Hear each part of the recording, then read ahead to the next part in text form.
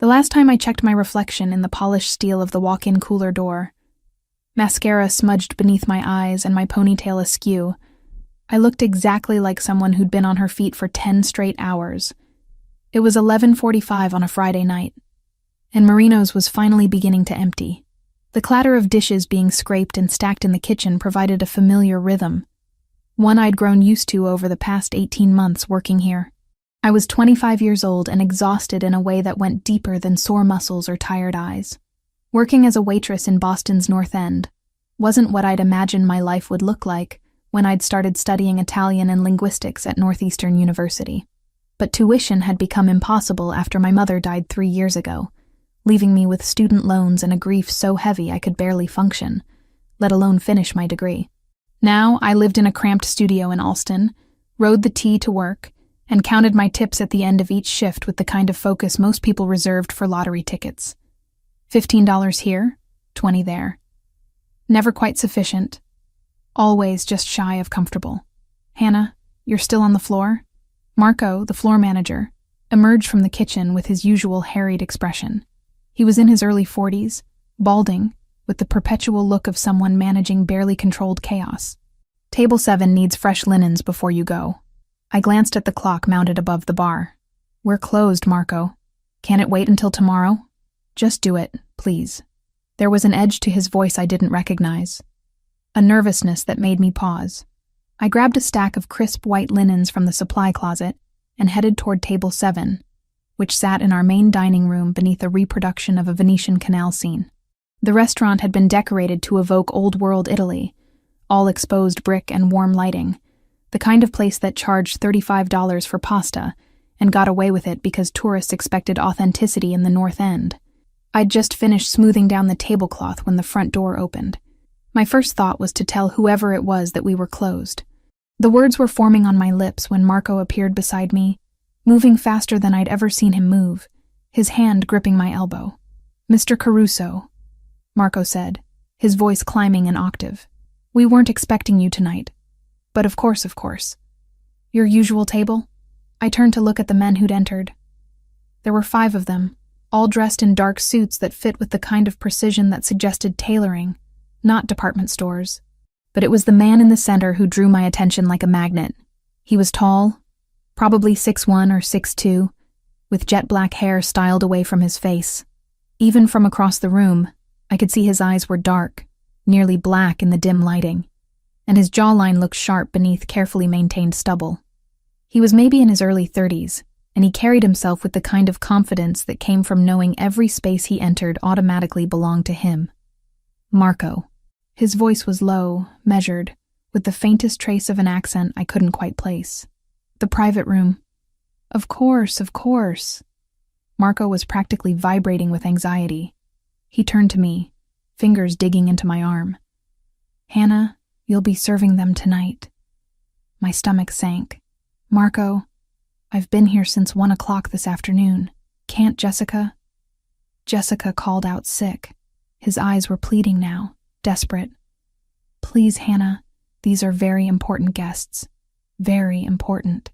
I looked back at the men, who were already moving toward the private dining room at the rear of the restaurant. The one Marco had called Mr. Caruso glanced back over his shoulder, and for just a moment, his eyes met mine. It felt like being assessed, cataloged, and dismissed all in the space of a heartbeat. "Fine," I muttered, grabbing my order pad from my apron pocket. "But I'm charging overtime." Marco was already pushing me toward the private room. "Whatever you want, just don't mess this up." The private dining room was smaller than the main space, with room for a single round table that could seat 8. Crystal glasses were already set out, and someone had dimmed the overhead lighting to create an atmosphere of intimacy and discretion. The 5 men were settling into their seats, removing suit jackets and draping them over chairbacks. I took a breath, smoothed down my black skirt, and pushed through the door. "Good evening, gentlemen." My voice came out steadier than I felt. "Can I start you with something to drink?" 4 of the men barely glanced at me. They were older, probably in their 40s or 50s, with faces that suggested they'd spent years perfecting the art of looking intimidating. But Mr. Caruso, seated at what I instinctively recognized as the head position despite the round table, leaned back in his chair, and studied me with an intensity that made my skin prickle. "Scotch," one of the older men said. "Neat. I'll have the same," another added. "Red wine," a third man said. "Whatever you'd recommend." I scribbled the orders, working my way around the table until I reached Mr. Caruso. He hadn't spoken yet, and I found myself oddly nervous to meet his gaze directly. "And for you, sir?" "Bourbon. Woodford Reserve, if you have it." He paused. "On the rocks." I nodded, writing it down, and turned to leave when his voice stopped me. "What's your name?" I glanced back, caught off guard by the directness of the question. "Hannah, sir." He nodded once, as if filing the information away for future reference. "Thank you, Hannah." The way he said my name made it sound like he was tasting it, trying it out. I pushed through the door quickly, needing distance from those dark eyes and the strange tension that had settled over my shoulders like a weight. In the bar area, I relayed the drink orders to Tony, our bartender, who raised an eyebrow. "Caruso's here? You know him?" Tony poured scotch into 2 glasses with practiced efficiency. "Everyone who works in the North End knows about the Carusos. Old family, very old money, and very connected, if you know what I mean." I didn't. Not really. But the way Tony said it suggested I shouldn't ask for clarification. I loaded the drinks onto a tray and carried them back to the private room, focusing on keeping my hands steady. The men had begun talking in low voices when I entered, but they fell silent as I approached. I distributed the drinks methodically, saving Mr. Caruso for last.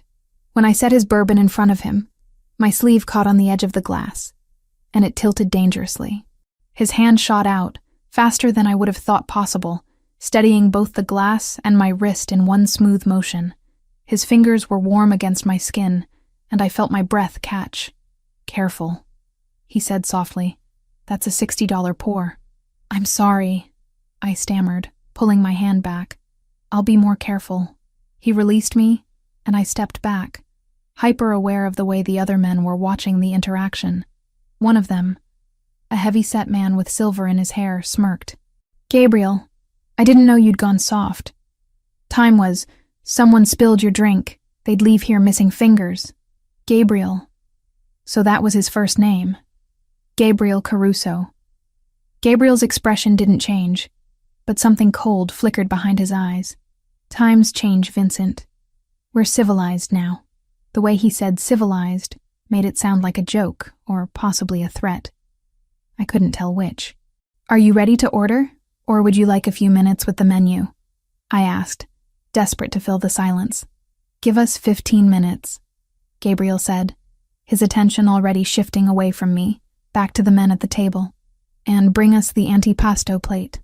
I nodded and escaped gratefully, my heart pounding in a way that had nothing to do with physical exertion. In the kitchen, I leaned against the cool steel of the prep counter and tried to steady myself. "You okay?" Sal, one of our line cooks, glanced over from where he was cleaning down his station. "You look pale." "I'm fine, just tired." I pushed off the counter and went to grab plates for the antipasto. Long day, but that wasn't entirely true. I wasn't just tired. There was something about Gabriel Caruso that had unsettled me in a way I couldn't quite name. The way he'd looked at me, as if he could see straight through the professional mask I wore to the exhaustion and loneliness beneath. The casual way he'd mentioned missing fingers, as if it were the most natural thing in the world. I delivered the antipasto plate 20 minutes later, took their dinner orders, and spent the next hour moving between the kitchen and the private dining room in a carefully controlled dance. The men ate slowly, lingering over their food and wine, their conversation dropping to whispers whenever I entered the room. By the time they finished dessert, it was nearly 1:30 in the morning. My lower back ached, and I could feel a headache building behind my eyes. I cleared the last of the plates and returned with the check in a leather folder, setting it beside Gabriel's elbow. "Thank you for dining with us this evening," I said, the words automatic after months of repetition. "I hope everything was to your satisfaction." Gabriel opened the folder, glanced at the total, and withdrew a black credit card without looking at the amount. He handed it to me, his fingers brushing mine in the exchange, and for the second time that night, I felt a jolt of something I couldn't identify. "Everything was excellent," he said, His dark eyes held mine for a long moment. You work hard. It wasn't a question, just an observation. I didn't know how to respond, so I simply took the card and retreated to run it through the system. When I returned with the receipt, Gabriel signed it with a flourish I couldn't read. Then he stood, and the other men followed suit, gathering their jackets. As they filed out of the private dining room, Gabriel paused in the doorway. I was collecting water glasses, and I nearly dropped one when I realized he was standing just inches away. Do you always work this late? He asked. Only on Fridays and Saturdays, I said, setting down the glasses carefully. We're usually busy. He nodded slowly, as if considering this information. Then, to my surprise, he reached into his jacket pocket and withdrew a business card, setting it on the table beside me. If you ever need anything, he said quietly, call that number. I stared at the card. It was cream-colored, expensive-looking, with nothing on it but a phone number embossed in gold. I don't understand, I began, but when I looked up, he was already gone. I picked up the card, turning it over in my fingers. The back was blank. No name, no title, no indication of what kind of business this number might connect to. Just 10 digits, and a sense of something unspoken hanging in the air. Marco appeared in the doorway, looking relieved. They're gone. Yes. I tucked the card into my apron pocket, not sure why I didn't want Marco to see it. They just left. Thank God. He ran a hand over his face. You did well, Hannah. Really well. Marco, who are they? He shook his head. Nobody you need to worry about, just... If they come back, you serve them. Understand? Always you. I wanted to press for more information, but the exhaustion was winning. I finished cleaning the private dining room, collected my tips from the check folder. Gabriel had left $200 on a $300 bill, and changed out of my work shoes in the break room. Outside, a light drizzle had started, typical for Boston in November. I pulled my thin jacket tighter and began the 15-minute walk to the T-station, my thoughts circling back to Gabriel Caruso and his unsettling presence. I'd almost reached the corner when I realized I was being followed.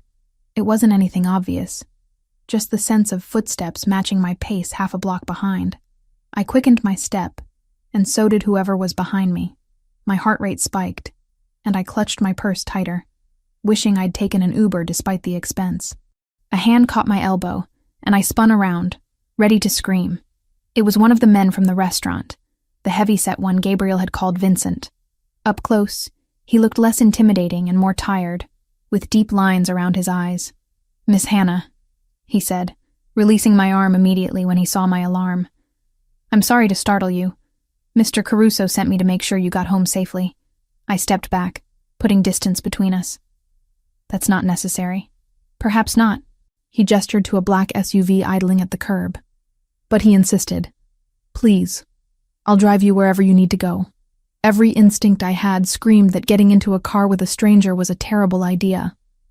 I pulled out my phone on instinct, thumb hovering over Marco's name as I typed out a quick text with the cross streets and a vague description of the SUV. Some thin illusion of control, a breadcrumb trail in case this went bad. It wasn't much, but it was enough to make stepping toward the open door feel slightly less like volunteering for a cautionary tale. But the alternative was walking alone through Boston at nearly 2 a.m, and suddenly Gabriel Caruso's card felt heavy in my pocket, like a promise or possibly a warning. I made my decision, though I wasn't sure it was the right one. Fine, I said, moving toward the SUV. But just to the T-station. Vincent opened the back door for me. Of course. Wherever you'd like. I climbed in, and the door closed behind me with an expensive, solid sound. The interior smelled like leather and something else. Something masculine and faintly spiced. And there, in the corner of the back seat, partially hidden in shadow, sat Gabriel Caruso himself. I thought you might prefer a ride, he said calmly, as if it were perfectly normal to be waiting in a car outside a restaurant at 2 a.m. It's late, and Boston isn't always safe for a woman alone. My mouth went dry. You were waiting for me? I was ensuring you got home safely. He gestured to the empty space beside him. Where do you live, Hannah? I should have gotten out of the car. I should have told him I didn't need his protection or his interference, but I was tired and cold, and something about the way he looked at me made me feel seen in a way I hadn't felt in years. Alston, I heard myself say. Near the Brighton border. Gabriel leaned forward and gave Vincent an address that was, impossibly, my exact address. I stared at him, alarm bells finally ringing loud and clear in my head. How do you know where I live? Employee records, he said simply. Marco was kind sufficient to share them. That's a violation of privacy. Perhaps. He settled back in his seat as the SUV pulled away from the curb. But you're safe now. That's what matters.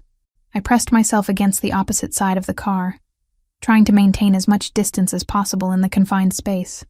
I don't know what you think this is, but I'm not interested in whatever you're offering. Something that might have been amusement flickered across his face. I'm not offering anything, Hannah. Just a ride home on a rainy night. We rode in silence through the empty streets, past closed storefronts and the occasional pedestrian hurrying home. I kept my hand on the door handle, ready to bolt if necessary. But Gabriel made no move toward me. He simply sat, watching the city pass by the tinted windows, his expression unreadable. When we reached my building, a run-down brownstone that had been converted into apartments sometime in the 70s, Vincent opened my door. I climbed out quickly, relief flooding through me at being back on familiar ground. Thank you for the ride, I said stiffly, but please don't do this again. Gabriel had lowered his window. Lock your door tonight, Hannah, and don't walk home alone anymore. It sounded like advice, but it felt like something else. A command, maybe, or a promise. I backed away from the SUV, and it pulled away from the curb smoothly, disappearing into the night. In my apartment, I triple-checked the locks and sat on my second-hand couch, my hands trembling slightly as I pulled out Gabriel Caruso's business card. I should have thrown it away. Instead, I placed it on my coffee table and stared at it, wondering what I'd just gotten myself into, and whether I'd made a terrible mistake in accepting his ride. Sleep came eventually, but it was restless, filled with dark eyes and the sensation of fingers warm against my wrist, steadying me before I fell. I woke Saturday morning to 17 text messages from Marco asking if I was okay and reminding me that I had a shift starting at noon. My alarm hadn't gone off, or more likely, I'd slept through it after finally falling into an uneasy sleep, sometime around 4 a.m. Every time I'd closed my eyes, I'd seen Gabriel Caruso's face. Those dark eyes watching me with an intensity that felt like being catalogued. The business card was still sitting on my coffee table where I'd left it, cream-colored and expensive-looking against the water-stained wood. I picked it up, running my thumb over the embossed numbers, then tucked it into my wallet.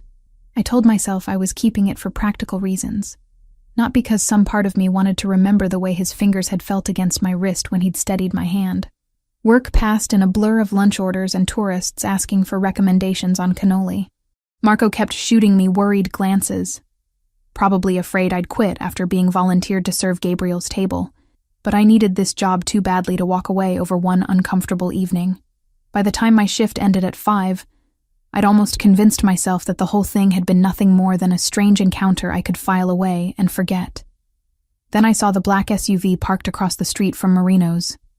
It was the same vehicle from last night. I was certain of it. Tinted windows, gleaming even in the fading November light, idling at the curb like a patient predator. I stood in the restaurant's doorway, my jacket half on, debating whether I was being paranoid or reasonably cautious. The decision was made for me when the rear door opened and Gabriel Caruso stepped out. He was dressed more casually today, if you could call tailored black pants and a charcoal sweater casual. The sweater fit him perfectly, emphasizing broad shoulders and a lean frame that suggested regular physical activity. He walked toward me with that same unhurried confidence, and I found myself frozen in place, watching him approach. Hannah. He said my name like a greeting and a question simultaneously. Do you have plans this evening? My brain struggled to catch up with the situation. I'm going home, like a normal person does after work. I'd like to talk to you, he said, stopping a few feet away, close sufficient to speak privately, but not so close that it felt threatening. If you're willing. About what? The necklace you're wearing. His eyes dropped to my collarbone, and I instinctively reached for the delicate silver chain that had slipped free from my shirt collar. "Where did you get it?" I'd bought the necklace 6 months ago from a thrift store in Jamaica Plain, drawn to the small silver lily pendant that hung from the chain. It had cost $15, a splurge I couldn't really afford, but something about it had felt right.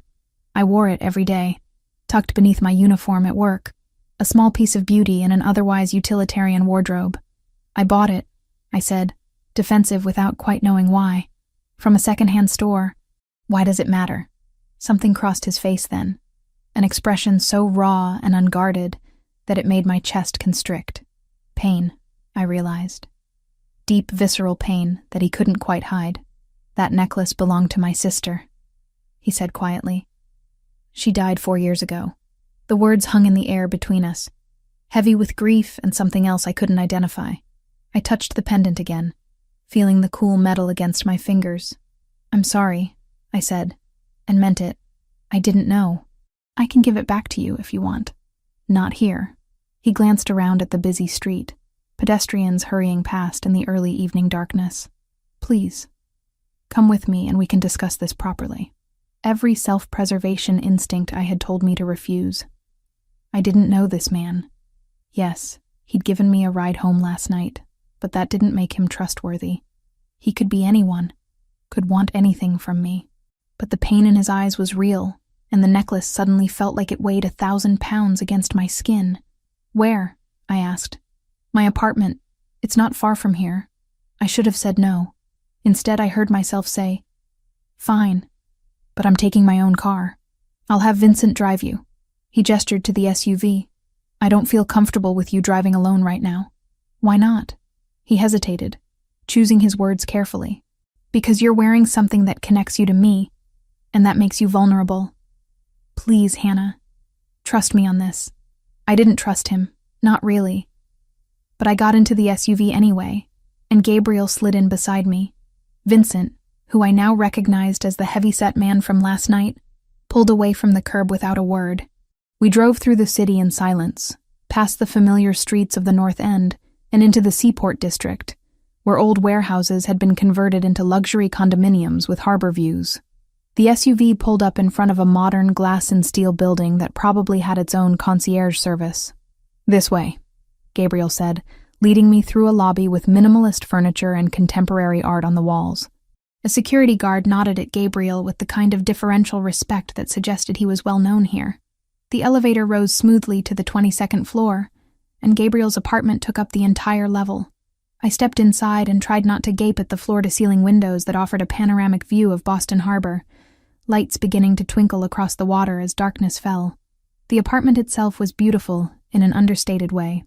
Dark hardwood floors, modern furniture in shades of gray and black, art that looked expensive without being ostentatious.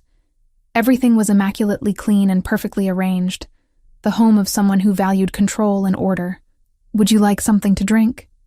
Gabriel asked, moving to a bar area tucked into one corner. "Water, wine, coffee?" "Water is fine." I stayed near the windows, maintaining distance, still not entirely sure why I'd agreed to come here. He returned with 2 glasses of water, handing one to me before gesturing to a leather sofa that faced the windows. "Please sit." I perched on the edge of the sofa, hyper-aware of the space between us when he sat at the opposite end. He took a long drink of water, then set the glass down on a side table with deliberate care. "The necklace," he said finally. "Tell me exactly where you bought it." "St. Catherine's thrift shop in Jamaica Plain, 6 months ago." I touched the pendant again, a nervous habit. There was a box of jewelry, mostly costume stuff. This was mixed in with everything else. He pulled out his phone and made a call, speaking in rapid Italian that I couldn't follow. My Italian was decent, good better for reading than conversation, but he spoke too quickly for me to catch more than a few words. When he ended the call, he looked at me. "I'm having someone verify that," he said. "The shop, the timeline, all of it. You don't believe me? I need to be certain." He leaned forward slightly, his expression intense. "That necklace disappeared when my sister died. I spent months looking for it. Hired investigators, questioned everyone who'd been near her in the days before her death.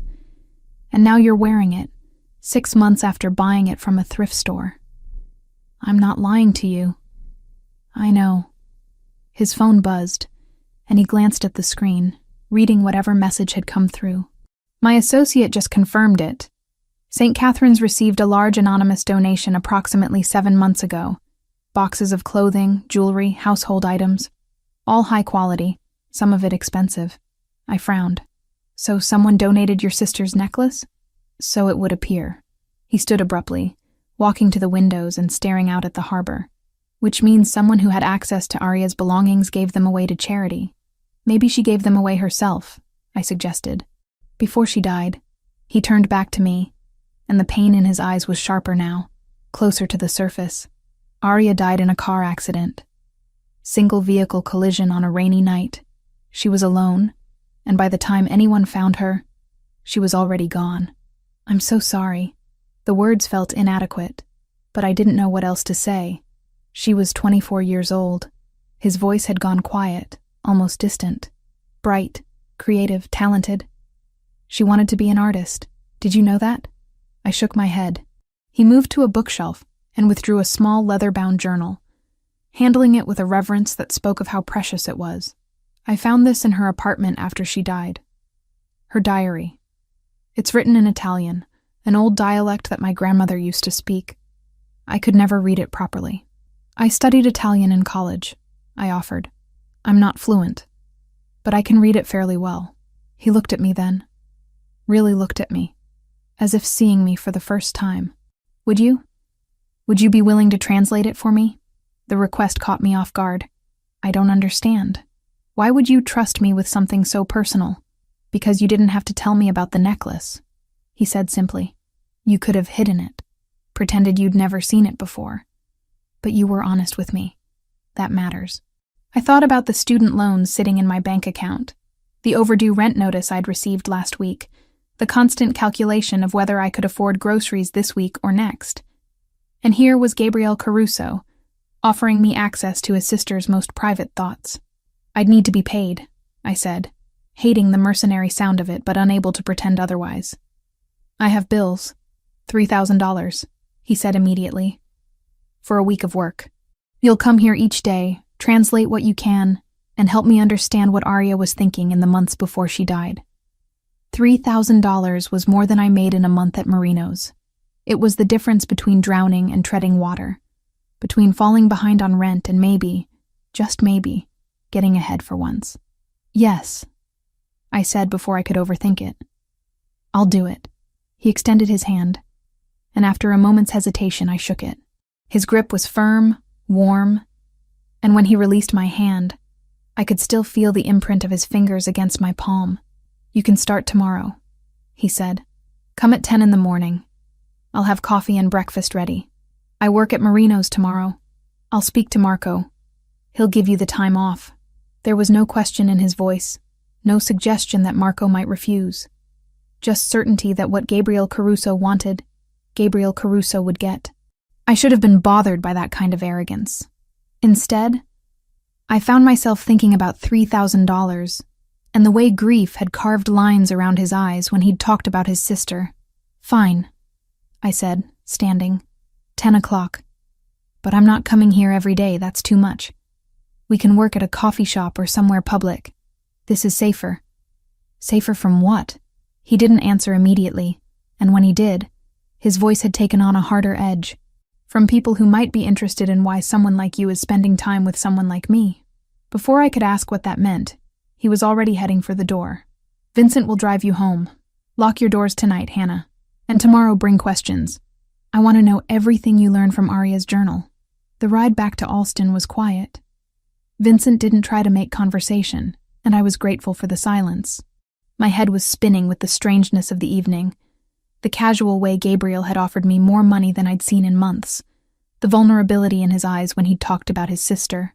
In my apartment, I made instant ramen and sat on my couch, the necklace heavy against my collarbone. I took it off carefully, holding the lily pendant up to the light. It was beautiful work, delicate and precisely crafted. The kind of thing someone would have made specifically for a particular person.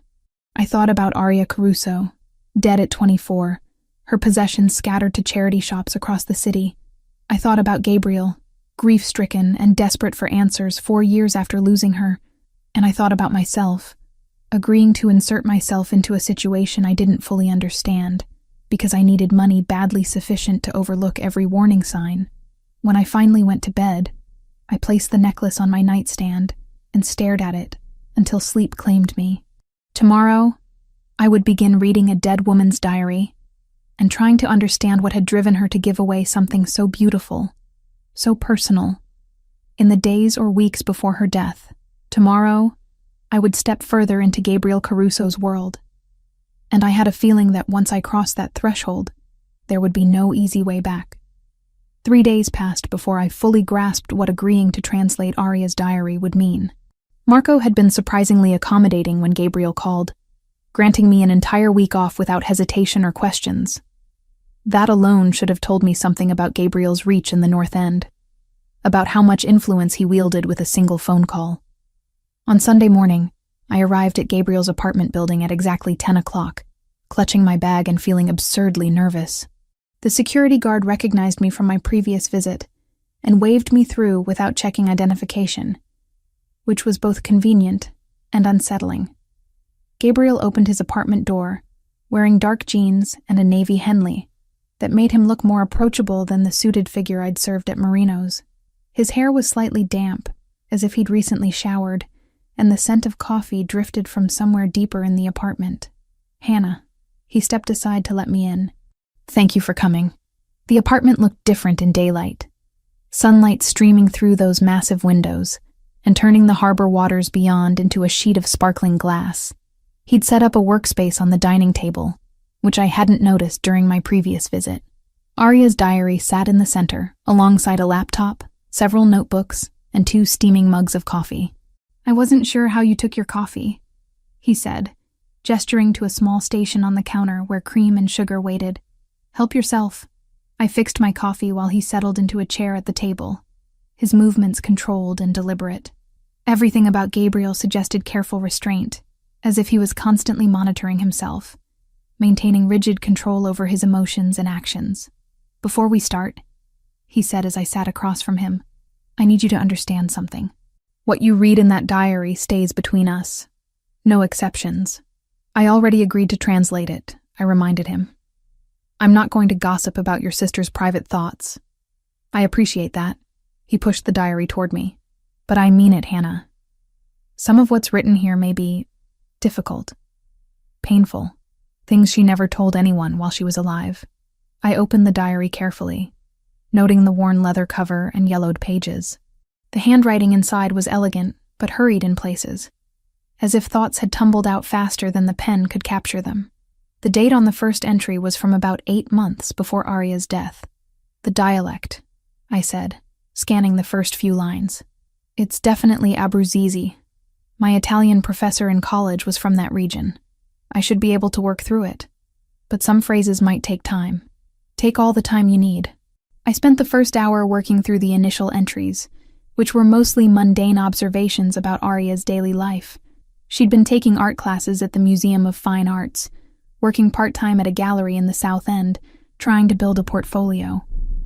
Her writing revealed someone thoughtful and sensitive, aware of beauty and small details most people overlooked. Gabriel worked on his laptop while I translated, occasionally taking phone calls in Italian and stepping onto the balcony for privacy. I tried not to listen, but his voice carried through the glass, low and authoritative as he discussed what sounded like business matters. This entry, I said, breaking the comfortable silence that had settled between us. From 6 months before she died. She writes about feeling trapped. Gabriel's attention snapped to me immediately. Trapped how? I read aloud, translating as I went. I love my family, but sometimes I feel like I'm suffocating in their expectations. Papa wants me to marry someone from the right family, to produce grandchildren who will carry on the Caruso name. Gabriel tries to protect me, but he doesn't understand that his protection feels like a different kind of cage. I want to paint. I want to create. I want to be more than just someone's daughter or sister. Gabriel's jaw tightened, and he looked away toward the windows. Keep reading, The next several hours passed in cycles of translation and silence. I would read passages aloud, and Gabriel would absorb them with an expression that grew increasingly pained. Arya had been struggling, that much was clear. She'd felt stifled by family obligations, frustrated by her father's controlling nature, desperate for independence that seemed always just out of reach. She mentioned someone, I said around 2 p.m, when Gabriel had insisted we break for lunch. He'd ordered food from somewhere, containers of pasta and salad spread across the table. She refers to him only as L. Do you know who that might be? Gabriel's fork paused halfway to his mouth. No. Arya never mentioned anyone to me. Not romantically. It's subtle at first. Little references to someone who makes her feel understood, who sees her as an artist rather than a Caruso. I flipped through several pages. But here, about 4 months before her death, she writes more directly. Elle told me today that I have real talent, that my work deserves to be seen. When I'm with him, I forget about Papa's disapproval and Gabriel's worried glances. I forget about the weight of our last name. He makes me feel free. Free. Gabriel repeated, the word heavy with irony. She wanted freedom, and I never gave it to her. You were protecting her, I said, though I wasn't sure why I felt compelled to defend him. That's what older siblings do. Is it protection if it makes the person you love feel like a prisoner? He set down his fork. Keep going. I need to know who this Elle was. The afternoon revealed more pieces of the puzzle. Arya had been meeting Elle secretly, stealing away from family obligations to spend time with someone who clearly meant a great deal to her. Her writing grew lighter when she mentioned him, more hopeful. She'd been planning something. That much became clear, though the exact details remained vague. This entry is from 3 weeks before her death, I said, as the sun began to set outside the windows.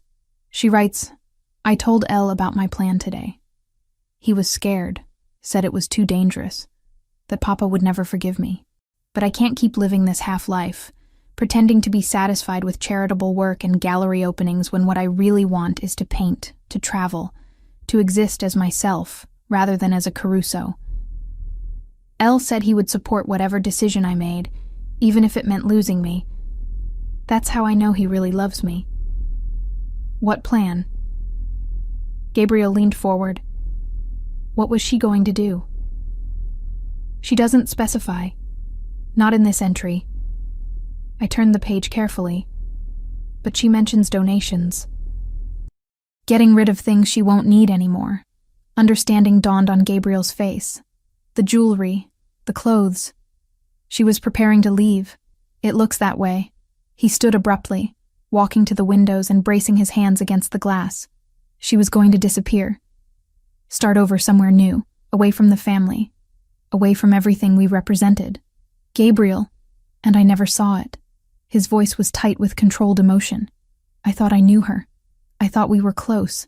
But she was planning to abandon everything, and I was completely blind to it. I closed the diary carefully, giving him space to process. The silence stretched between us, broken only by the distant sound of boats in the harbor below. When he finally turned back to me, his eyes were red-rimmed but dry. I need to know who Elle was, he said. If Arya trusted him with her plan, he might know what happened that night. Why she was driving alone on a rainy road when she should have been at a family dinner. I can keep translating, I offered. There are still several entries left. Tomorrow. He ran a hand through his hair, disheveling the careful styling. I think we both need a break. He was right. My eyes ached from hours of deciphering the old dialect, and emotional exhaustion had settled over me like a weight. Reading Arya's words, feeling her desperation for freedom and her hope for a different life, had been more draining than I'd expected. Vincent will drive you home, Gabriel said, already pulling out his phone. Same time tomorrow?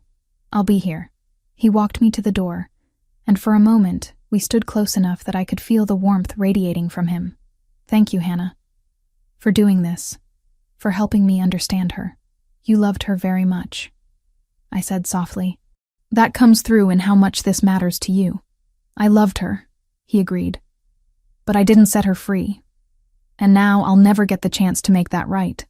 The ride back to Alston was quiet, giving me time to think about everything I'd translated. Arya Caruso had been 24 years old, talented and desperate, planning to escape a life that felt like a cage. And then she'd died, alone on a rainy road, 3 weeks after writing about her plans for freedom. The timing felt wrong, too coincidental. But I kept that thought to myself, tucked away alongside the growing unease I felt about Gabriel's world and my place in it. In my apartment, I made tea and thought about my own mother, who'd died 3 years ago and left me adrift in a city that suddenly felt too big and too lonely. I thought about the choices we make when we feel trapped, about the risks we take for the chance at something better. And I thought about Gabriel Caruso, standing at those massive windows, with his shoulders rigid and his heart breaking over a sister he'd lost and apparently never truly understood. Tomorrow, I would return to his apartment and continue translating Arya's final thoughts and help him piece together the mystery of why she'd donated away her possessions and what had driven her onto that fatal road. By Friday, we'd fallen into a rhythm. I would arrive at 10, Gabriel would have coffee waiting, and we'd spend hours working through Arya's diary together. The translations were getting easier as I became more familiar with her handwriting and the particular quirks of the Abruzzese dialect she'd used. On Saturday morning, Gabriel met me at the door with an unusual request. "I'd like to take you somewhere today," he said. "If you're willing." I set down my bag, wary. "Where?" "Mount Auburn Cemetery, in Cambridge." He paused, choosing his words carefully. "Arya is buried there. I haven't visited since the funeral. I thought it might help to see her grave while working through her diary." The vulnerability in his voice made refusal impossible. "Okay. Let me just get my jacket." The drive to Cambridge took nearly 40 minutes in Saturday traffic. Gabriel sat beside me in the back of the SUV, quieter than usual, his jaw tight with tension. Vincent drove with his usual silent efficiency, navigating through streets lined with autumn foliage turning gold and crimson. Mount Auburn Cemetery was beautiful in a melancholy way, rolling hills covered with monuments and old trees. Gabriel led me along winding paths until we reached a simple granite headstone that read, "Arya Maria Caruso, 1997-2021, beloved daughter and sister." He stood before the grave for a long moment, hands in his pockets, shoulders rigid. I stayed back, giving him privacy, watching leaves drift down from nearby maples. "I'm sorry, Ari," he said finally, his voice low. "I should have seen what you needed. Should have given you space to breathe instead of trying to keep you safe in a cage." The rawness of his grief hit me like a physical force. I found myself moving closer, not touching him, but close sufficient that he'd know he wasn't alone. "She knew you loved her," I said quietly. "That comes through in everything she wrote." "Does it?" He looked at me, and his eyes were red-rimmed. Or did she just feel trapped by that love? Both can be true. I thought about my own mother, about the complicated mix of love and frustration that had defined our relationship in her final years. Love isn't simple. It doesn't erase the ways we hurt each other, even when we mean well. Gabriel nodded slowly, returning his attention to the headstone. "I found out who L is. Lorenzo Bianchi. He teaches art at the Museum of Fine Arts. I had someone look into him." "What are you going to do?" "Talk to him. Find out what Arya was planning, why she felt she couldn't tell me." He glanced at me. "Will you come with me? To meet him?" The request surprised me. "Why would you want me there?" "Because you understand her in a way I couldn't. You've read her words, felt what she was feeling. And because," he hesitated, "because you're helping me see things differently, more clearly." Against my better judgment, I agreed. We left the cemetery as early afternoon sun filtered through bare branches. Gabriel was quieter on the drive back, processing whatever emotions visiting his sister's grave had stirred up. I watched the city pass by the window and wondered what kind of man Lorenzo Bianchi was, what he'd meant to Arya during those final months. Back at the apartment, Gabriel made phone calls while I returned to translating. The later entries in Arya's diary were more fragmented, written in bursts of emotion rather than careful reflection. "This one," I said when Gabriel finished his calls, "from 2 weeks before she died.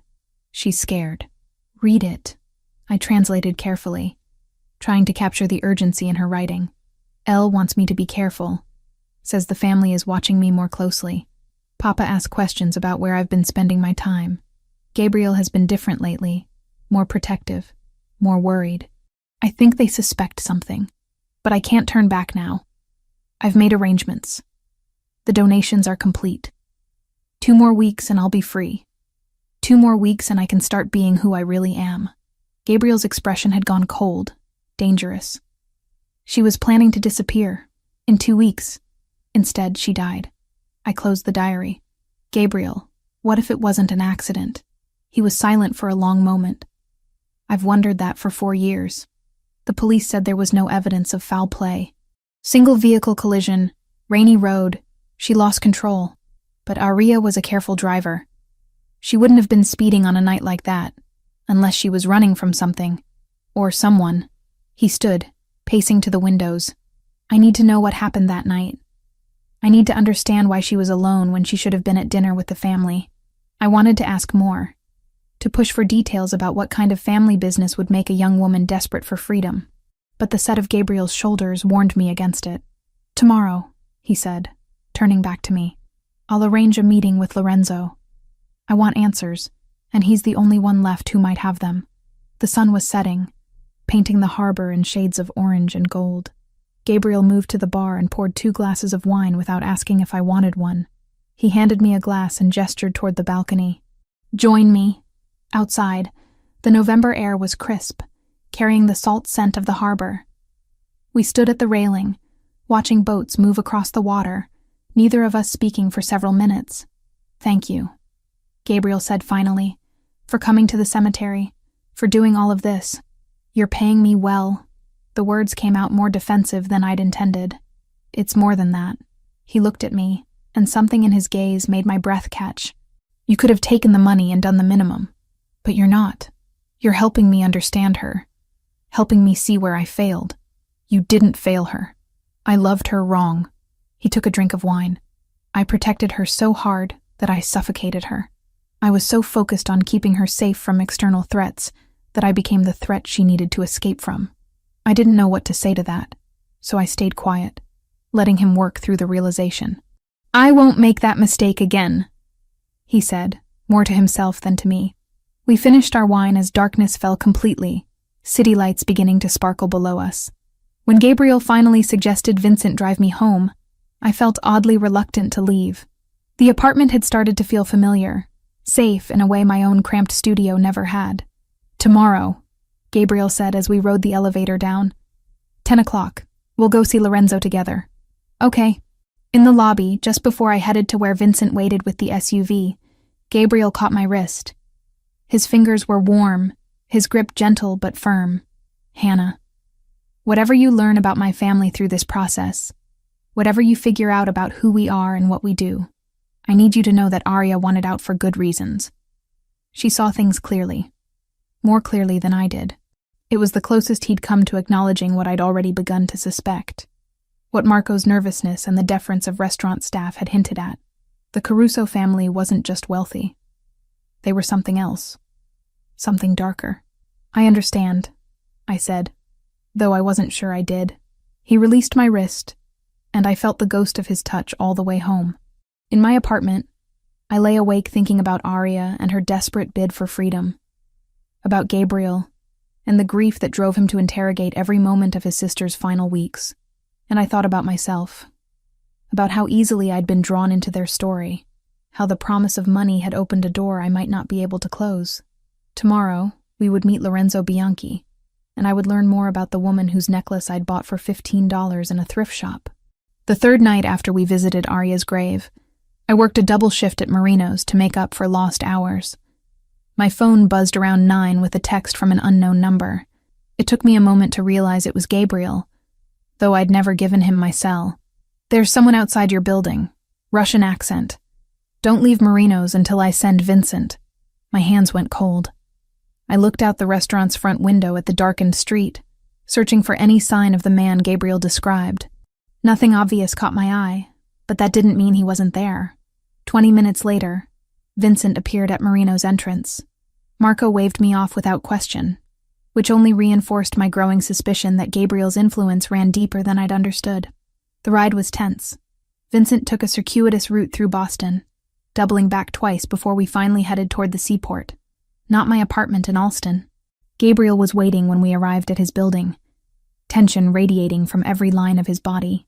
He ushered me inside without a word, and we rode the elevator in charged silence. Who was he? I asked once we were in his apartment. Volkov family. Russian operation that's been trying to expand into territory I control. Gabriel poured himself bourbon, then offered me one. I accepted. They've noticed you've been spending time here. That makes you a potential vulnerability. A vulnerability. The word tasted bitter. You mean a target? Yes. He didn't try to soften it. Hannah, I need you to stay here tonight. It's not safe for you to go home right now. You can't just decide that for me. I'm not deciding. I'm informing you of the reality. His voice was hard, leaving no room for argument. These men don't play by rules, you understand. They saw you leave my building multiple times this week. They know you're connected to me. That's all the justification they need. Fear crawled up my spine, but anger came with it. This is exactly what Arya was running from, isn't it? This life where people become chess pieces in someone else's game? Gabriel's jaw tightened. Yes, and she died trying to escape it. The implication hung heavy between us. I could run like Arya had tried to, or I could accept Gabriel's protection. Neither option felt like a real choice. Fine, I said finally. One night. But we're having a conversation about this in the morning. He showed me to a guest room I hadn't seen before, tastefully decorated in shades of cream and gray. Everything I might need had been laid out, from toiletries to a set of sleep clothes that looked suspiciously like they'd fit me. You planned this, I said, holding up the pajamas. I hoped I wouldn't need to. He paused in the doorway. Lock the door if it makes you feel safer.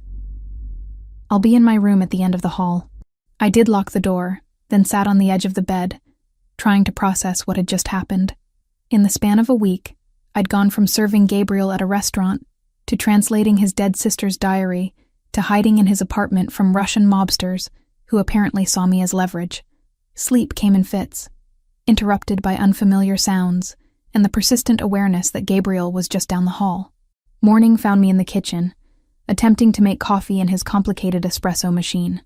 Gabriel emerged wearing sweatpants and a t-shirt, hair disheveled from sleep. It was the most casual I'd ever seen him, and somehow that made him more intimidating rather than less. Let me, he said, gently moving me aside to work the machine. It takes practice.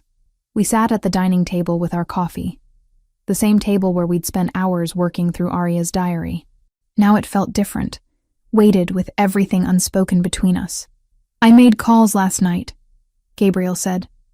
The Volkov situation is being handled through intermediaries. Neutral families are mediating. It should be resolved within a week. Should be. Will be. The certainty in his voice suggested he'd made concessions to ensure it. You'll be able to return to your normal life. Will I? I met his gaze directly.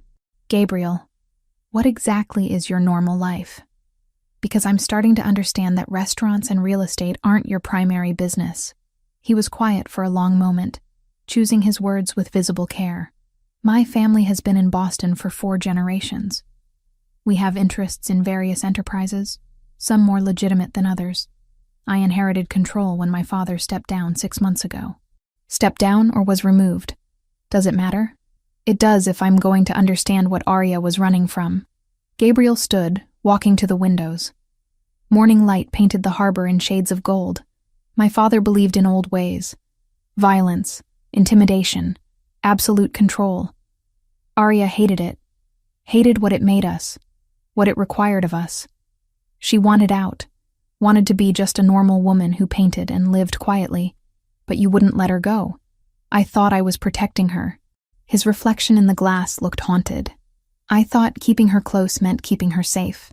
Instead, it drove her to plan an escape so desperate she was willing to walk away from everything, including me. What happened the night she died? She was supposed to be at a family dinner. She called me an hour beforehand, said she was sick, staying home.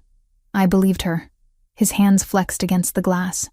The police found her car wrapped around a tree on a back road 2 hours outside the city. She'd been driving fast, they said. Too fast for the conditions. But you don't think it was an accident? I know it wasn't. He turned to face me.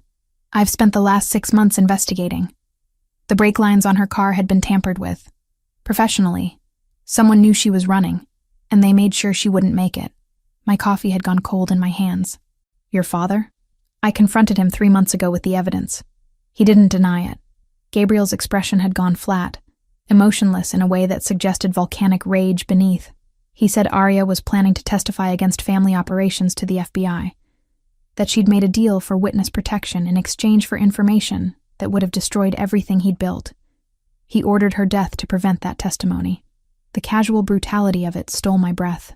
What did you do? I took control of the organization, exiled him to a property in Sicily. He's alive, but he'll never set foot in America again.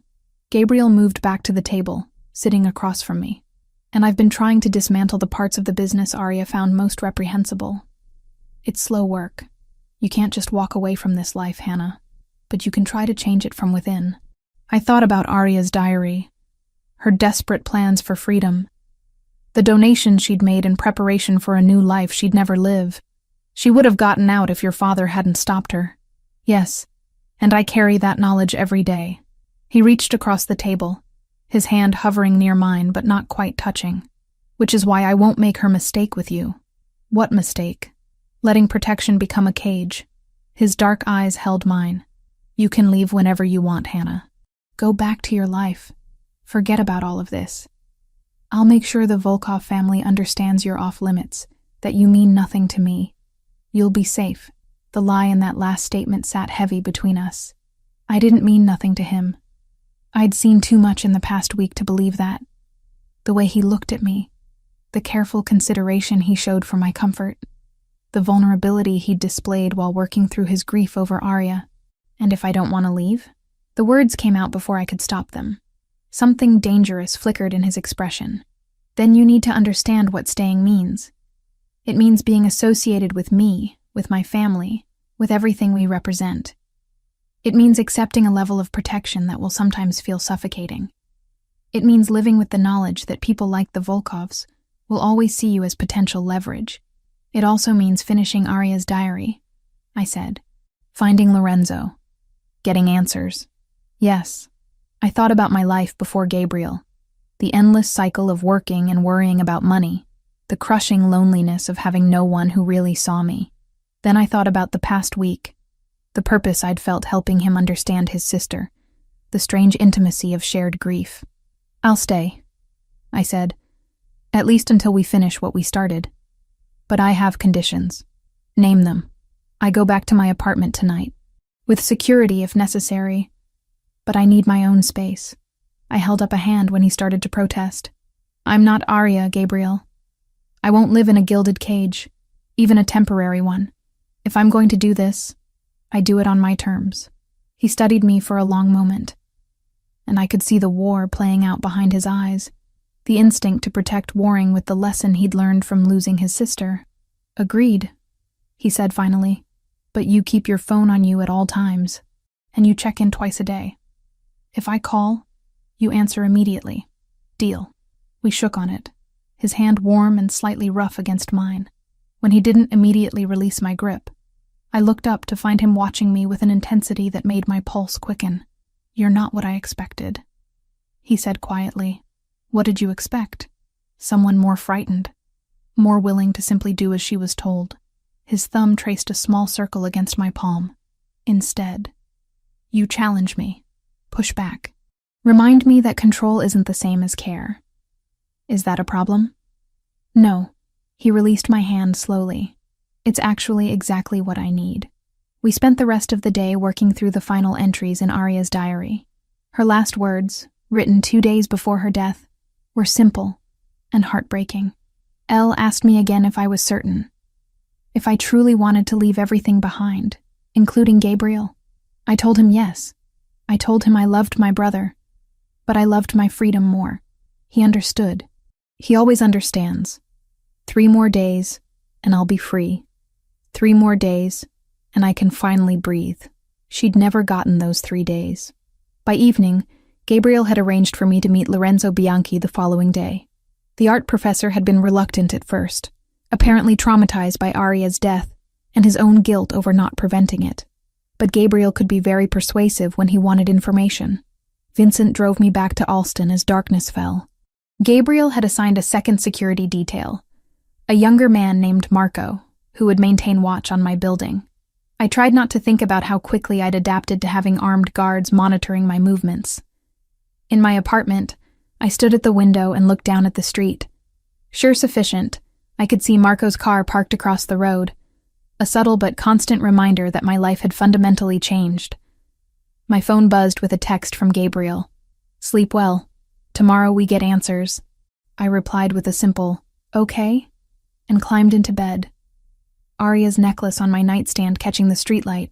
The woman who'd worn it had died trying to escape the very world I'd just agreed to enter more deeply. I should have been terrified.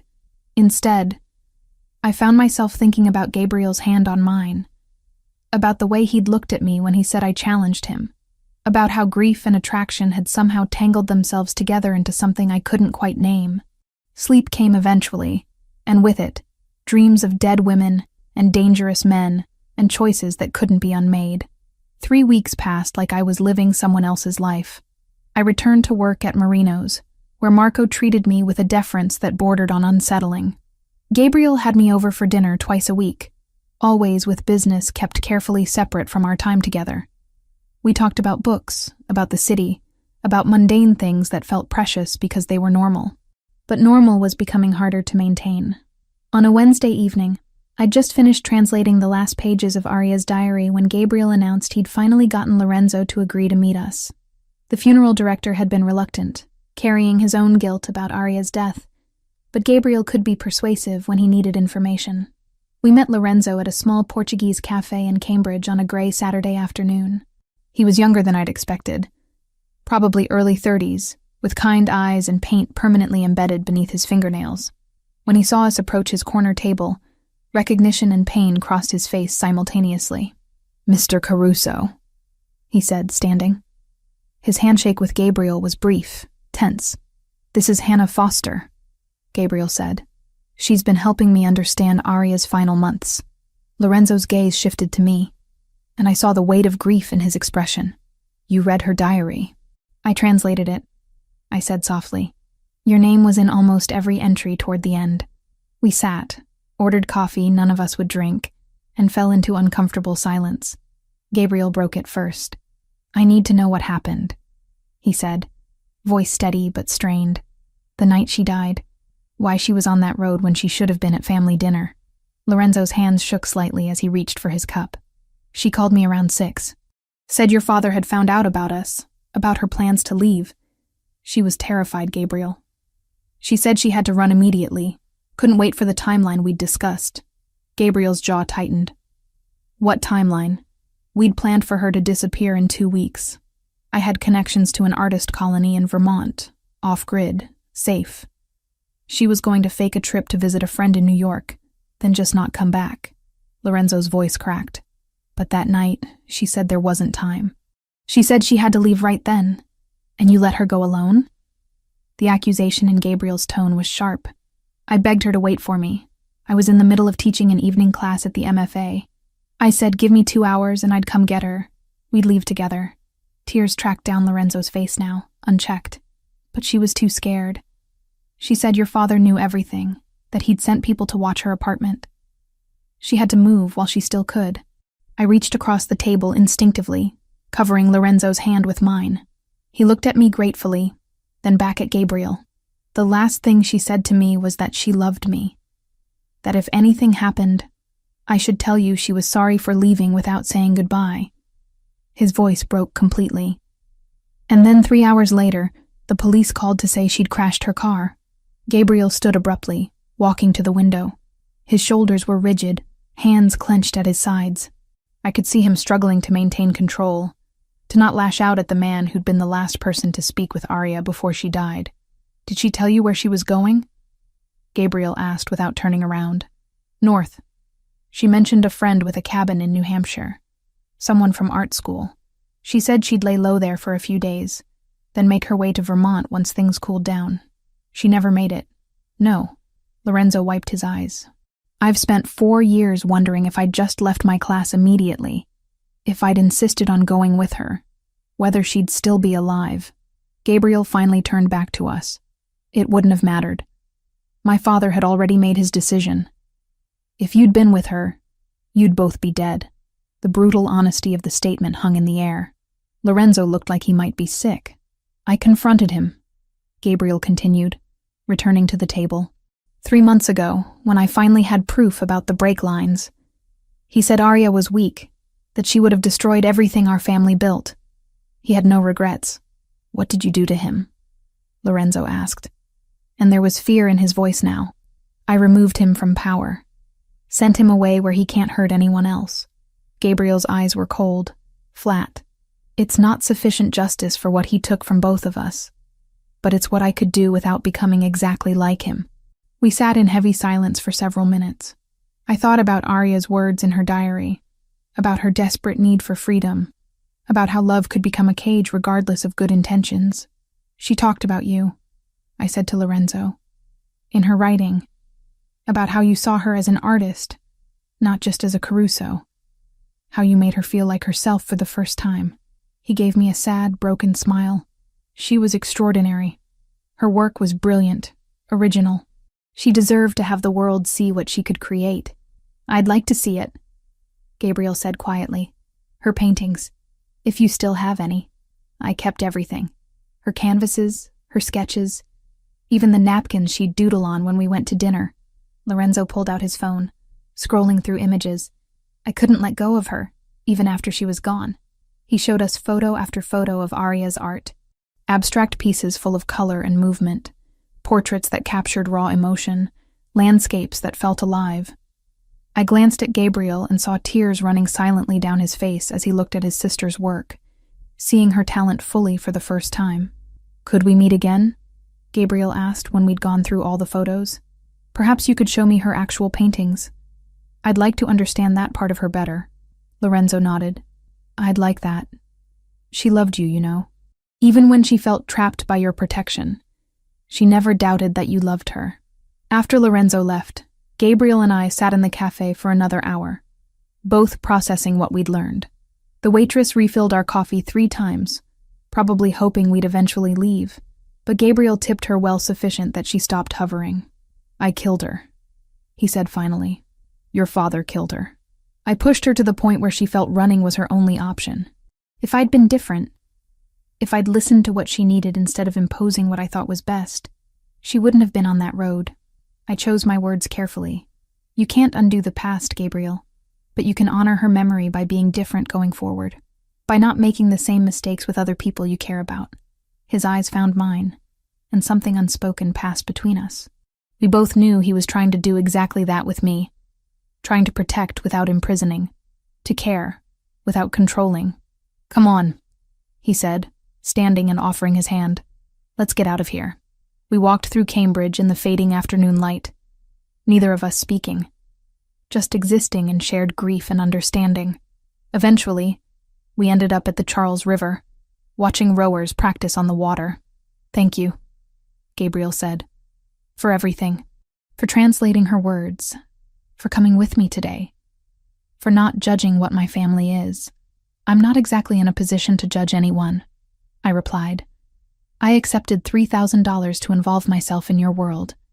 That makes me complicit, or it makes you pragmatic. He turned to face me fully. Hannah, I need to ask you something, and I need you to be honest with me. Okay, are you afraid of me? Of what I am? What I'm capable of? I thought about it seriously, examining my feelings with as much objectivity as I could manage. Sometimes, I admitted, when I see the cold side of you, the part that could exile your own father without hesitation. But mostly no. I'm not afraid of you, Gabriel. I'm afraid of your world, of the people in it who see me as a weakness to exploit. But you yourself, you've never given me reason to fear you. I want to keep it that way. He stepped closer, and my breath caught at the intensity in his gaze. I'm falling for you, Hannah. I have been since you first challenged me about taking my sister's necklace, and I need you to know that before this goes any further. My heart hammered against my ribs. Gabriel, you don't have to say anything. I just needed you to know where I stand. That this isn't just gratitude for helping me understand Arya. That you've become important to me in ways that have nothing to do with my sister or her diary." He was giving me space to respond, to accept or reject what he'd just offered. I thought about the past weeks, about how comfortable I'd become in his apartment, about how his protection had never once felt like control, about how I'd started looking forward to our dinners, to the way his guard came down when we were alone. "I'm not ready to put a name to what I feel," I said honestly, "but I think about you when we're apart. I feel safer with you than I ever have with anyone. And that terrifies me because I swore I'd never let anyone have that kind of power over me again." Again? I'd never told him about my mother's illness, about how watching her die had left me determined never to be vulnerable, never to need anyone. But standing there by the river, with Gabriel looking at me like I mattered more than territory, or power, or family legacy, the words came. When I finished, he pulled me into his arms, holding me while I cried for the first time in years about losing her. His embrace was warm, solid, and somehow both comforting and awakening at the same time. "I won't let anyone hurt you," he murmured against my hair. "Not the Volkovs, not anyone from my world. You have my word." I pulled back slightly to look up at him. That's exactly what Arya was running from. People who loved her but couldn't let her be free. "I know." He touched my face gently, his thumb brushing away tears. "Which is why I'm telling you right now. If you want to walk away from this, from me, you can. I'll make sure you're safe, and I'll let you go." It was the offer itself that made me certain of my answer. Because he meant it. Because unlike my ex or his father, or anyone else who'd claimed to love the people around them, Gabriel understood that love without choice wasn't love at all. "I'm not walking away," I said. "Not yet. Maybe not ever. But I need you to promise me something. Anything. If I ever tell you I need space, you give it to me. No arguments, no convincing me otherwise. My autonomy isn't negotiable, Gabriel. It's the price of having me in your life." "Agreed." He said it without hesitation, and I believed him. We stayed by the river until darkness fell, talking about everything and nothing, building the foundation of whatever we were becoming.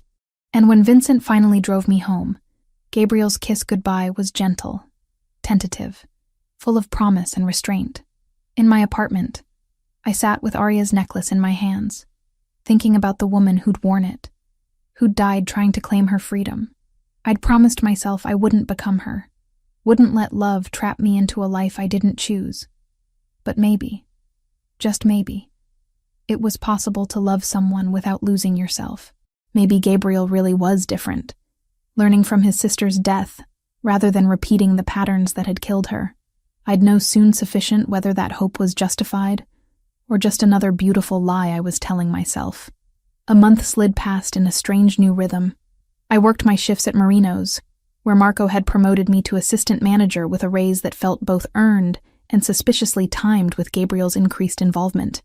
3 nights a week, I had dinner with Gabriel at his apartment, cooking together in his pristine kitchen or ordering takeout and eating on the balcony while harbor lights sparkled below. We didn't talk much about his business, but I could see changes happening. Vincent mentioned casually that Gabriel had shut down 2 operations in Southie, ones that dealt in substances Arya had written about despising.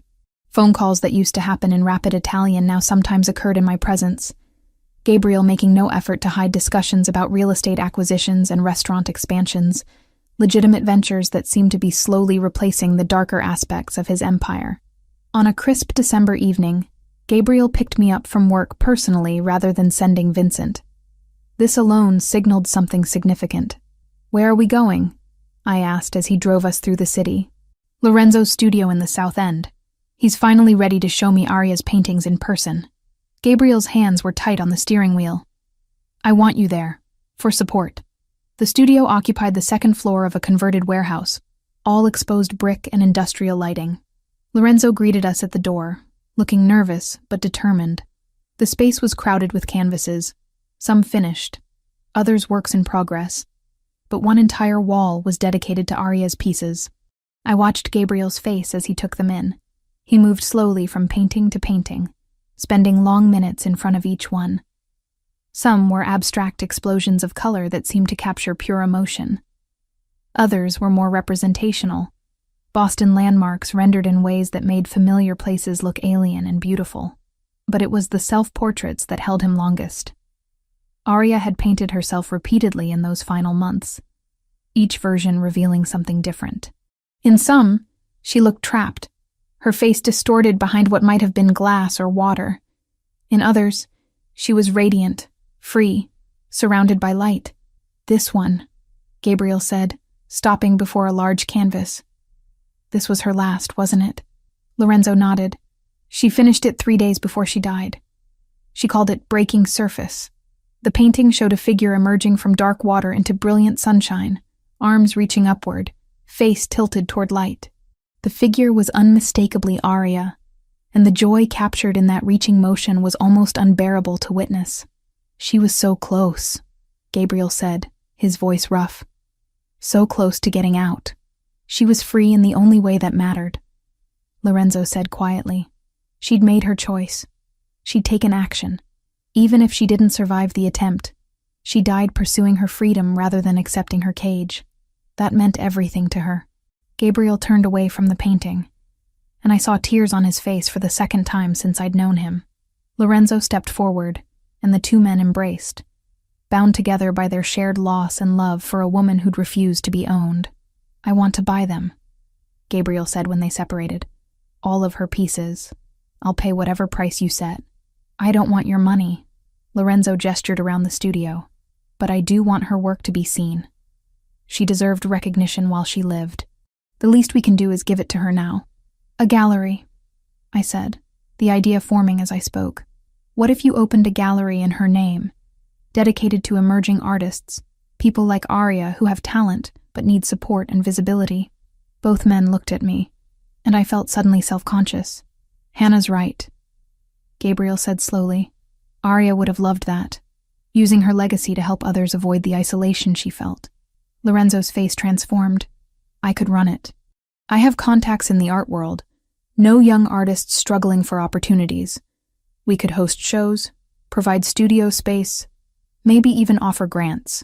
I'll fund it," Gabriel said immediately. "Whatever you need. Space, operating costs, the grants. Consider it done. With one condition," Lorenzo added. "We include some of your legitimate business ventures as sponsors. If you're serious about reforming what your family does, this could be part of that transformation. From criminal enterprise to cultural patronage." Gabriel smiled, a real one that reached his eyes. "Aria would appreciate the irony, using Caruso money to create beauty instead of pain."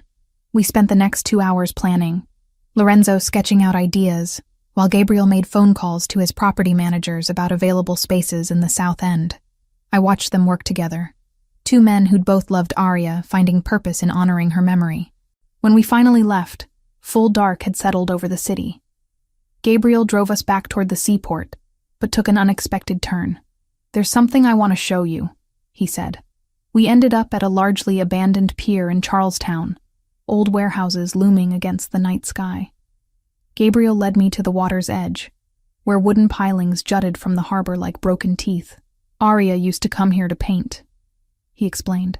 "Lorenzo told me about it.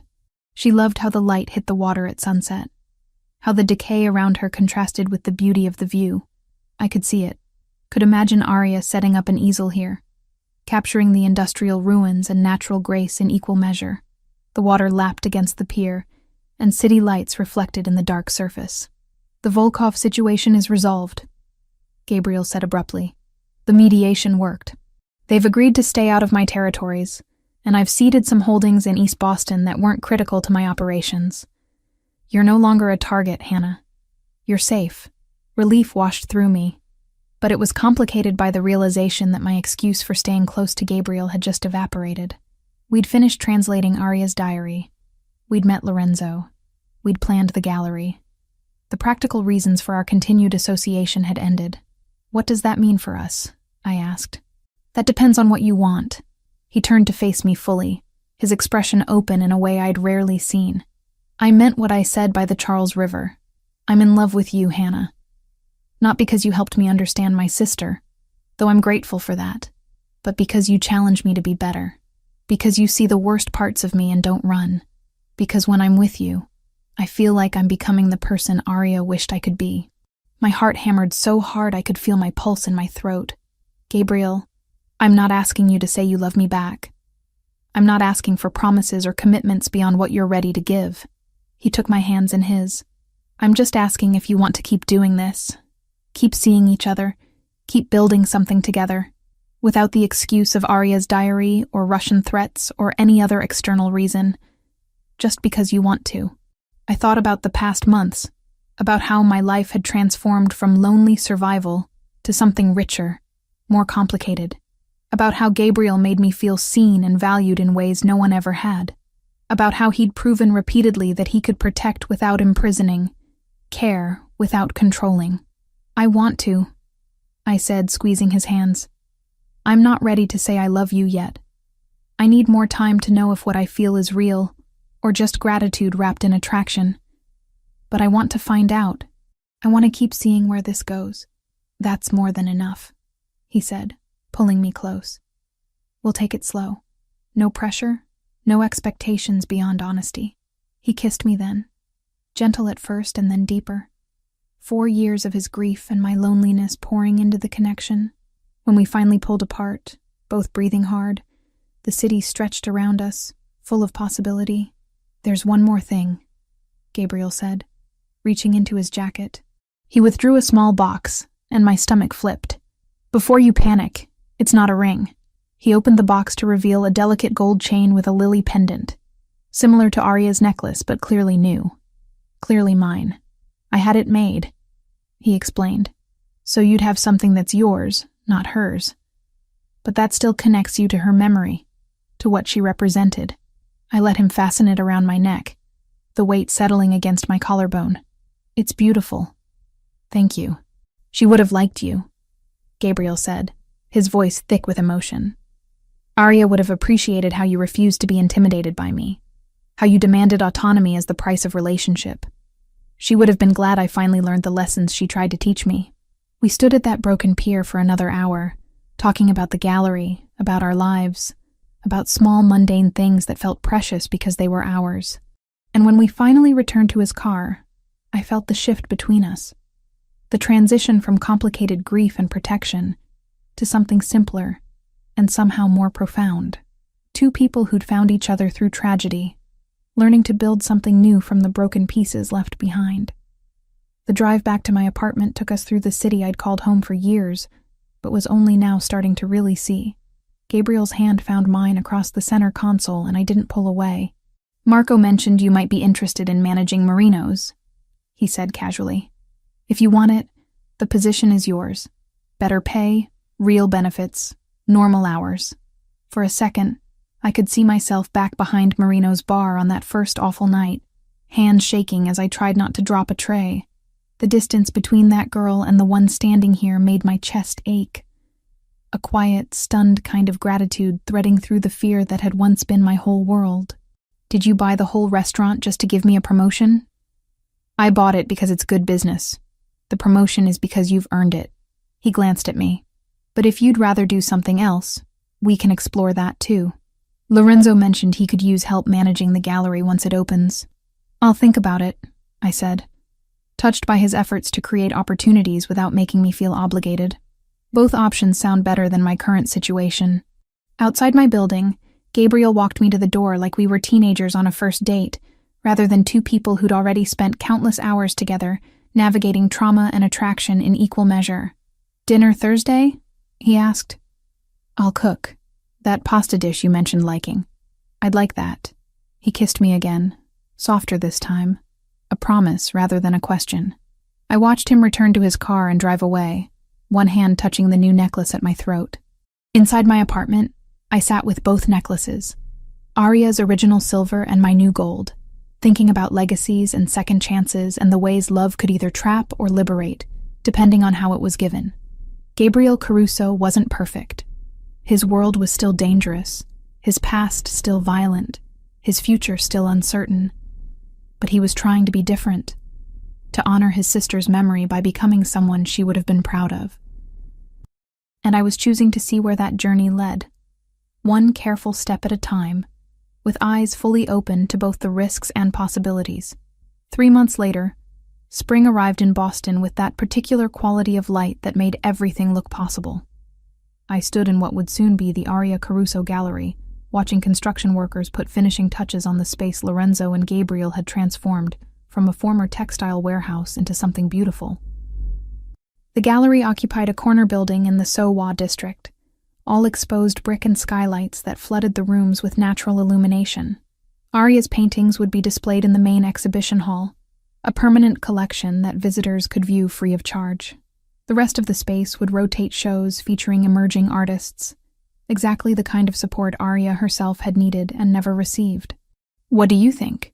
Gabriel appeared beside me, paint dust on his expensive shirt from helping hang frames.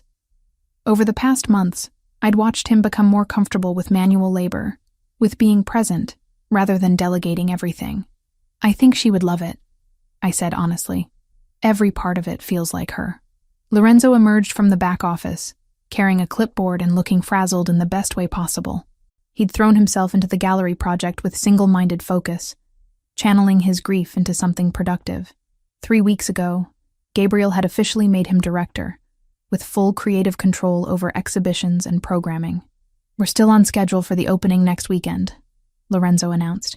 "Invitations went out to every major art publication in New England, plus local news outlets. We should have good attendance." "Better than good," Gabriel corrected. Vincent confirmed that the mayor will attend, along with several city councilors and prominent collectors. This is going to put Aria's work on the map. I watched the two of them discuss logistics, marveling at how far we'd all come from that rainy November night when Gabriel had first grabbed my necklace and demanded answers.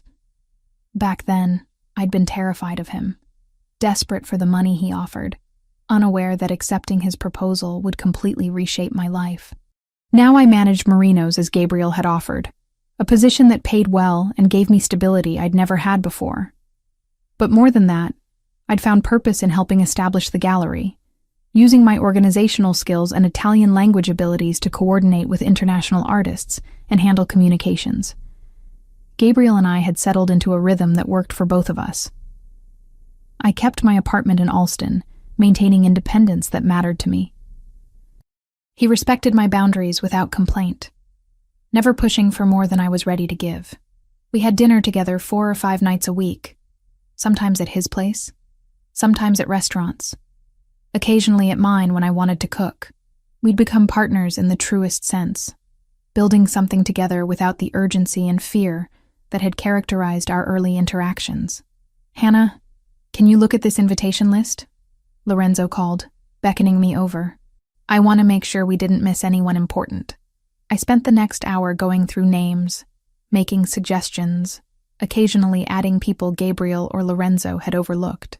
It felt good to be useful, to be part of something meaningful rather than just surviving paycheck to paycheck. By late afternoon, the construction crew had finished for the day, leaving us alone in the nearly complete space.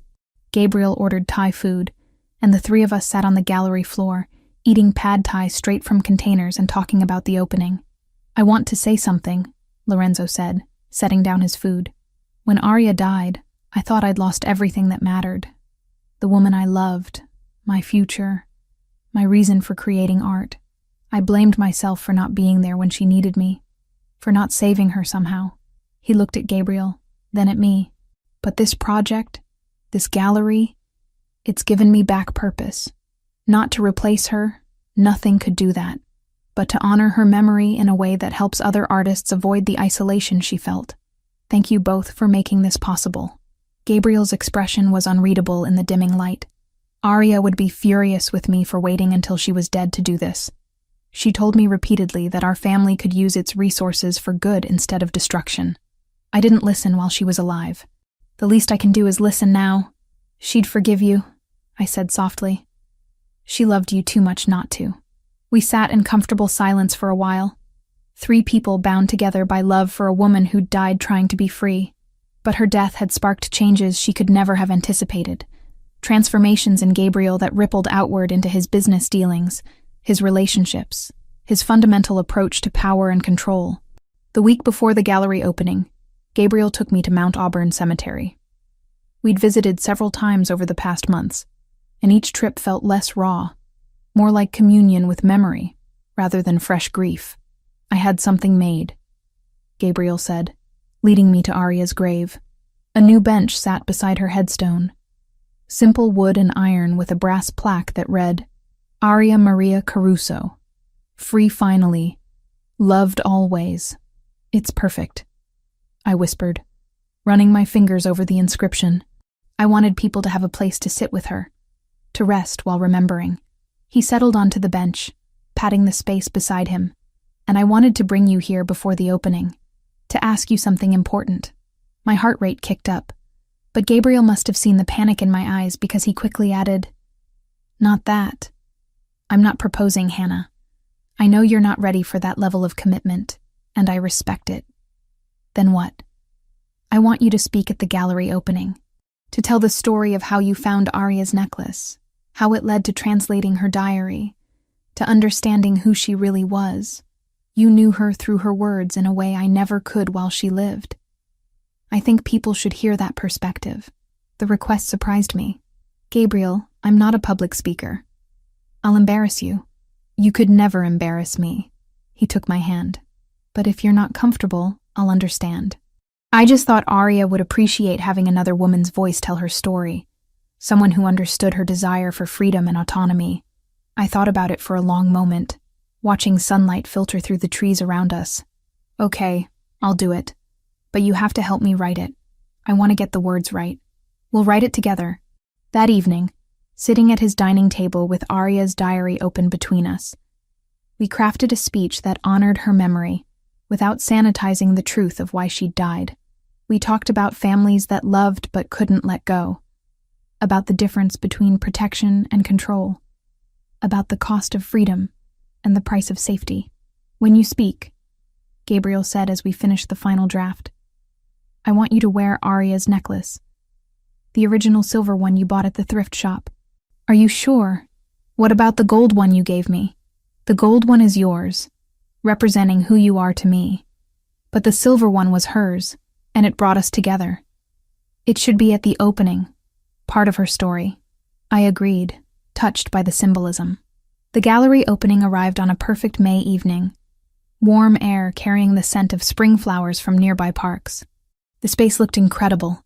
Aria's paintings lit dramatically against white walls, champagne flowing, people everywhere admiring her work. I stood near the entrance wearing a simple black dress, Aria's silver necklace at my throat, watching Gabriel move through the crowd.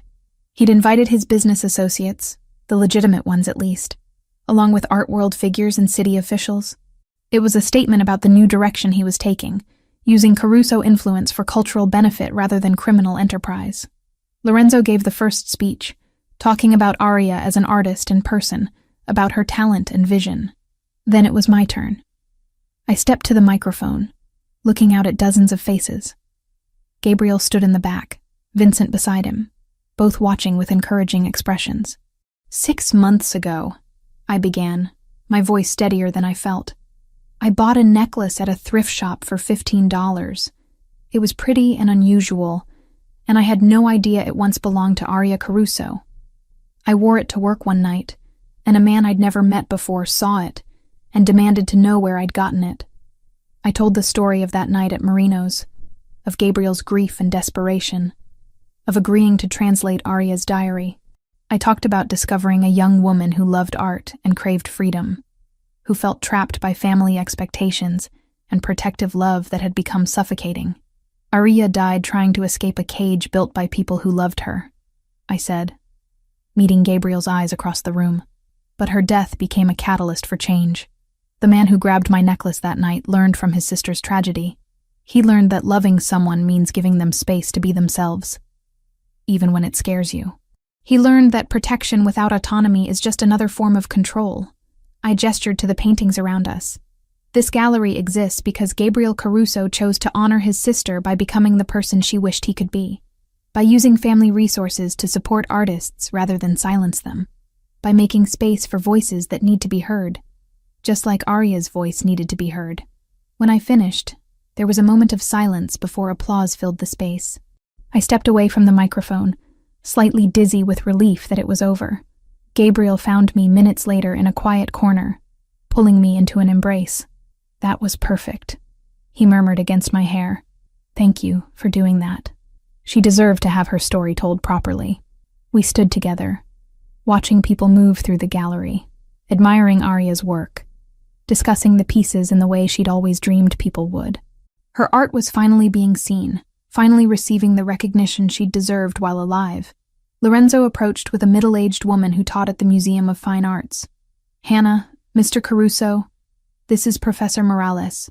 She wants to discuss including Aria's work in an upcoming exhibition on overlooked Boston artists." The evening became a blur of conversations, introductions, champagne toasts.